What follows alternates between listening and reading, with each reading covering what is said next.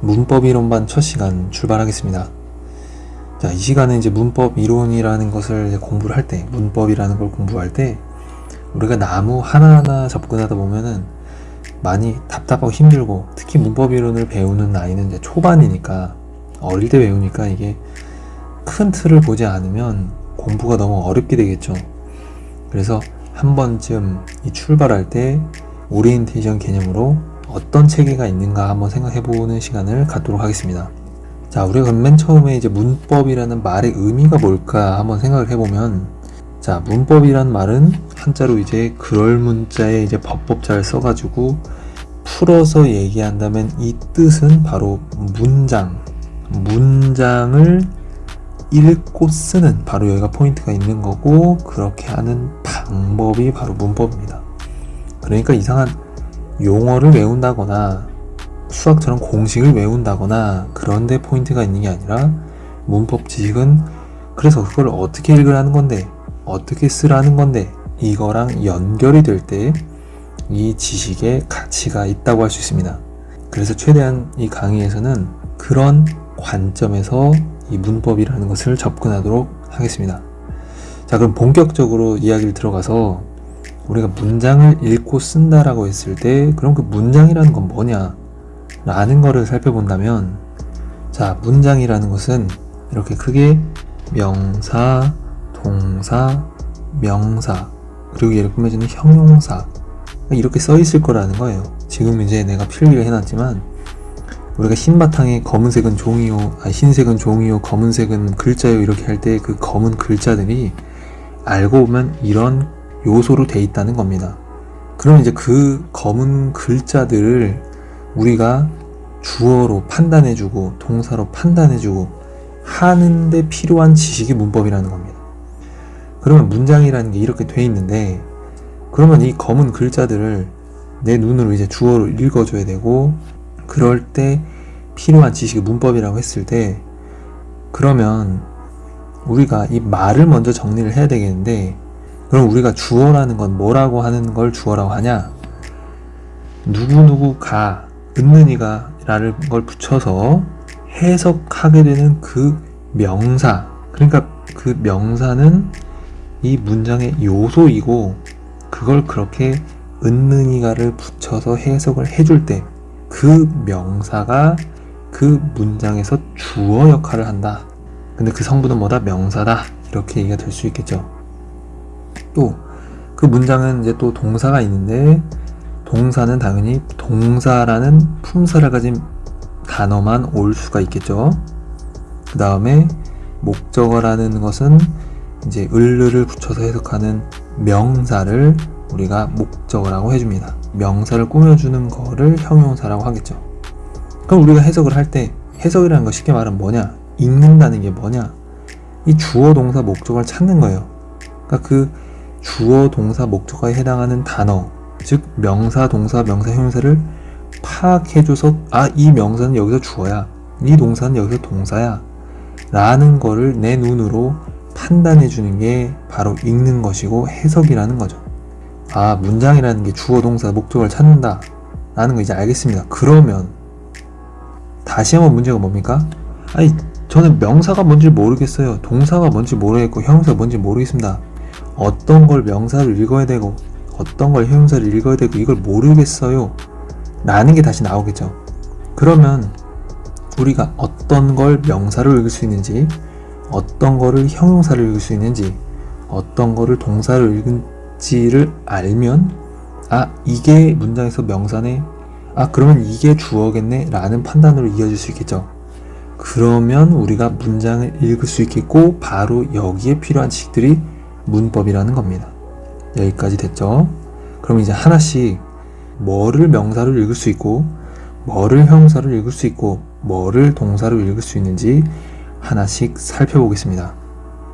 자, 우선 첫 번째로 명사로 읽을 수 있는 것에 대해 살펴볼 건데, 자, 여기서 너무나 두려워하지 말 거는, 선생님 저는 투부정사가 뭔지 몰라요, 무슨 용법이 있는지 몰라요, 동명사가 뭔지 몰라요, 이런 거를 여기서는 얘기할 단계 아닙니다. 여기는 지금 다시 한번 말하지만 정리를 하는 거예요. 아, 이런 것들이 있고 이거를 명사로 읽을 수 있고, 그러면 이게 명사면 이게 주어가 될 수 있다. 요 정도. 그러니까 나중에 이론을 공부하다가 중간중간 참고할 수도 있는 거니까 용어에 너무 두려워하지 말고 그냥 이런 게 있다라고 접근하시면 되겠습니다. 자, 우리가 첫 번째 명사로 읽을 수 있는 건 뭐냐? 명사로 읽을 수 있는 거는 구로 따졌을 때 투부정사의 명사적인 법, 그러니까 투부정사, 그 다음에 동명사가 있습니다. 그 다음에 절로 따지면, 그러니까 절이라는 건 주어 동사가 있는 문장 절자를 써서 절자고, 구는 그냥 그런 게 아닌 거라고 생각하시면 돼요. 자, 그랬을 때 명사로 읽을 수 있는 절, 즉 명사절은 뭐냐? 라고 했을 때 뭐가 명사절이 될 수 있냐면 대절, 왓절, 그 다음에 의문사 주어동사, 의문사 투부정사, if, at, 주어동사라고 하는 간접 의문문절이 명사로 읽을 수 있습니다. 선생님 너무 많아요. 이걸 어떻게 다 외워요? 라고 할 수 있겠지만 반대로 생각해서 여기에 나와 있는 게 대체적으로 명사로 읽을 수 있는 것들의 전부다 라고 생각하면은 우리가 한 번쯤 외워볼 만하다. 그러니까 이런 게 있다라는 걸 우리가 한 번쯤 인지해볼 만하고 정리해볼 만하다 라는 거를 말씀드리겠습니다. 자, 그럼 다음으로 두 번째로 형용사로 읽을 수 있는 건 뭐냐 라고 했을 때 구로 역시 따져보면 전치사구, 투부정사구, 분사구. 잠깐만 말씀드리면은 아까 동명사는 이런 표시, 분사, 현재 분사는 이런 표시, 이제 개인적으로 이렇게 구분하고 있다는 거 말씀드리고, 그래서 전치사구, 투부정사구, 분사구, 관계사절. 자, 그럼 마지막으로 세 번째로 우리가 문법에서 여러 가지 나오는 게 우리가 뭐 일치라든지 수동태라든지 시제라든지 조동사, 가정법, 대동사라는 게 나오는데 이게 대표적으로 말씀드리고 싶은 건데 이걸 다 따로따로 보게 되면 어떻게 읽으라는 거야? 이게 헷갈릴 수가 있거든요. 근데 지금 이 부분들은 대체로 동사를 어떻게 읽을 것인가에 관한 문법입니다. 즉 그러니까 수라는 거는 이제 단복수, 일치를 판단한다는 건데 이 동사의 주어가 누구냐 이게 중요한 거거든요. 그러니까 이 주어랑 동사를 잘 연결시키는 게 첫 번째가 되겠죠. 그 다음에 그 동사를 능동으로 읽을 거냐 수동으로 읽을 거냐. 그 다음에 우리도 한국말에서 지금 먹고 있다, 먹는 중이다, 먹을 거다 이렇게 시간이 들어가지 않습니까? 물론 그게 이제 100% 이제 시간, 1시간, 2시간 그것과 일치하는 개념은 아니지만 그런 식으로 우리가 시제의 표현이 들어가게 되고 우리가 나 할 수 있어, 할 수 있지 않을까? 해야지, 하면 좋을 텐데 이런 식으로 말을 표현하죠. 그게 바로 조동사입니다. 그렇죠?